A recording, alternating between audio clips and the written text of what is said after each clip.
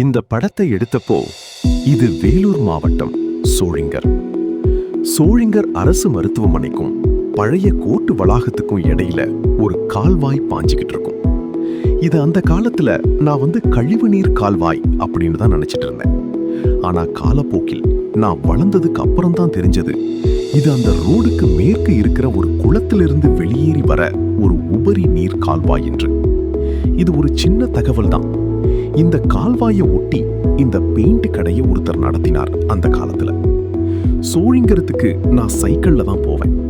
இந்த வழியாக கடந்து போகும்போது இவர் இந்த கடைக்கு முன்னாடி தினமும் எழுதி வைத்திருக்கிற ஒரு கருத்து வாசகத்தை நான் படிக்க தவறியதே கிடையாது.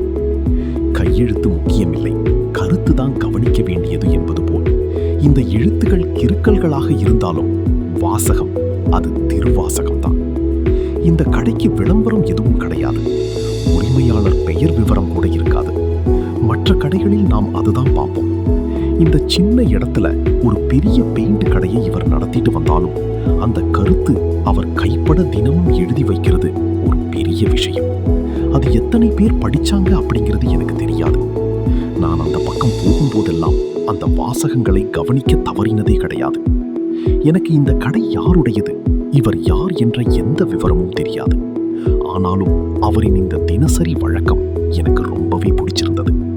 இது 10 வருஷத்துக்கு முன்னாடி நான் எடுத்து வைத்திருந்த படங்களை வைத்து நான் இப்ப இங்க ஒரு வீடியோவா நான் பதிவு பண்ணியிருக்கிறேன்.